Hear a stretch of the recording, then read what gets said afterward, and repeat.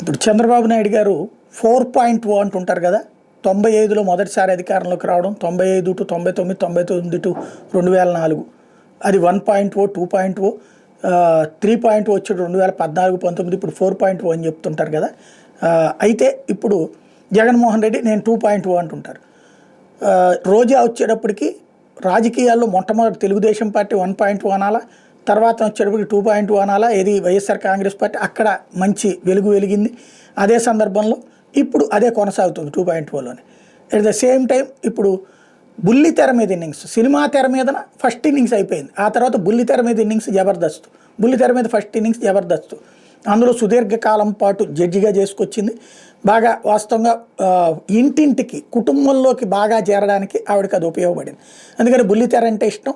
ఇంకోటి cinema actress కాబట్టి ఆ గ్లామర్ వరల్డ్ని వదులుకోవడానికి సిద్ధపడదు. ఆపర్చునిటీస్ కూడా అలాగే వస్తుంటాయి ఆమెకి. ఇప్పుడు 2.0 అనుకుంటా ఈ దఫా కూడా జడ్జి, కాకపోతే కామెడీకి కాదు, డ్యాన్స్కి.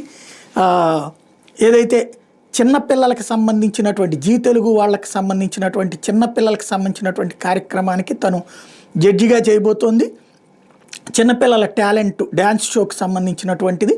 అనిల్ రావిపూడి ఇప్పుడు తను ఒక సెలబ్రిటీ అయిపోయాడు. సాధారణంగా దర్శకులు నిర్మాతల్లో ఇంత యాక్టివ్ ఇంకెవరు ఉండరు.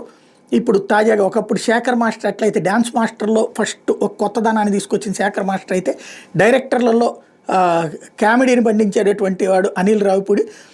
ఆల్రెడీ ఆహా ఓటీటీలో కామెడీ షోకి కూడా జడ్జిగా చేస్తున్నాడు. తను ఈ షోకి ఇద్దరు కలిసి జీ తెలుగులో చేయబోతున్నారు. సుడిగాల్ సుధీర్ దీనికి హోస్ట్గా చేయబోతున్నాడు. చిన్నపిల్లలకు సంబంధించినటువంటి డ్యాన్స్ షోలు, దీంట్లో వాళ్ళ టాలెంట్ను ప్రోత్సహించేది. ఈమెకి కాస్త పిల్లలంటే ప్రేమ ఎక్కువ ఉంటుంది కాబట్టి ఈ కొత్త ఇన్నింగ్స్, ఓ పక్కన రాజకీయానికి సంబంధించినటువంటిది ఇప్పుడే అంత పని లేదు కాబట్టి ఆ రూట్లో అడుగులు వేస్తున్నట్టు కనబడుతోంది.